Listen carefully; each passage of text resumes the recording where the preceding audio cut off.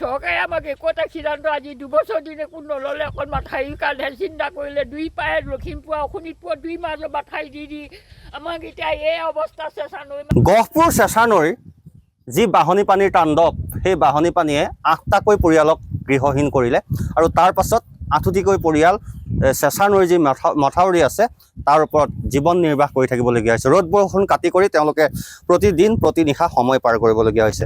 ঘৰত পানী সোমাল, পলসে পুতি পেলালে, তাৰ পাছত আপোনালোক মাথাউৰিলৈ আহিলে। মাথাউৰি আমাৰ সৈন্যবাহিনীয়ে আমাক বচাই জীৱনটো যেনেকৈ বচালে আহি, কিন্তু বচাই পেলাই আমি এতিয়া নৈত মাথাউৰিত কিমান বছৰ আমি ইয়াত থাকিব লাগিব কোনো সিদ্ধান্ত নাই। ঘৰলৈতো যাব নোৱাৰোঁ আৰু ঘৰলৈ গৈ আমাৰ একো কাম নাই তাত।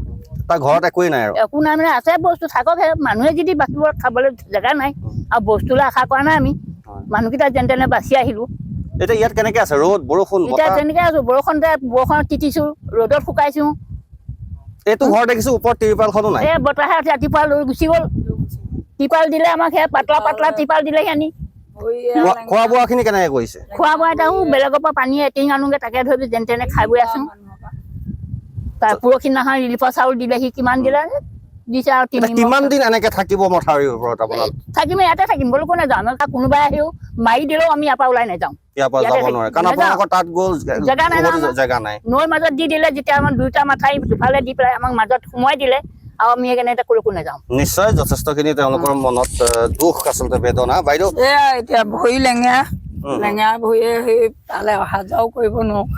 এতিয়া আপোন ঘৰখন তাতে এৰি থৈ মাথাউৰিৰ ওপৰত এতিয়া একো বস্তু কঢ়িয়াবলৈ যাবই নোৱাৰোঁ। কি খালে এতিয়ালৈকে? কিবা খালেনে? ভাত খালোঁ। ভাত খালে। আকৌ এয়া ত্ৰিপাল লৈ গ'ল, ত্ৰিপালখনো উৰুৱাই লৈ গ'ল বতাহে। কৈ দিয়া মানুহ নাই।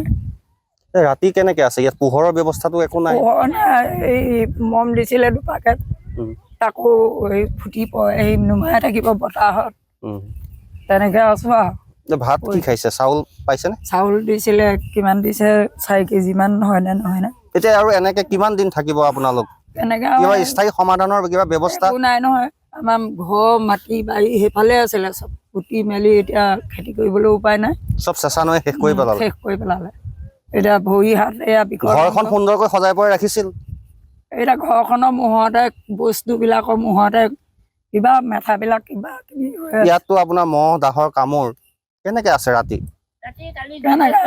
যেন তেনে আঁঠুৱা এখন দিছে 2জন শুব পৰা, কিন্তু তেনেকৈ থাকোঁ আৰু বহি থাকোঁ, আকৌ শুওঁ। ক'তনো টোপনি ধৰিব? সঁচাকৈয়ে এনেদৰে যি মাথাউৰিৰ ওপৰত উন্মুক্তভাৱে এওঁলোক থাকিবলগীয়া হয়। ত্ৰিপাল এখন পৰিছে, কোনোবাই সেইখনো বতাহত উৰুৱাই নিছে আৰু এয়া সন্মুখৰ এয়া দৃশ্য, সকলোবিলাক ধ্বংসাৱশেষ। কাৰণ সকলোবিলাক পানীয়ে এক প্ৰকাৰ উটুৱাই নিছে, ঘৰখন পলসে পুতি পেলাইছে। তাৰ পাছত মাথাউৰিৰ ওপৰত এনেদৰে তেওঁলোকে সময় পাৰ কৰিছে।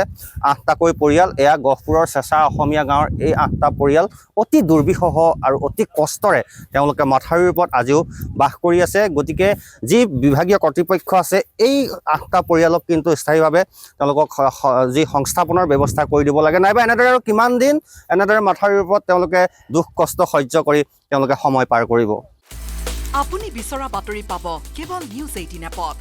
নিউজ 18 এপ ডাউনলোড কৰিবলৈ স্কেন কৰক এই QR কোড। গুগল প্লে ষ্টৰতো পাব এই নিউজ 18 এপ।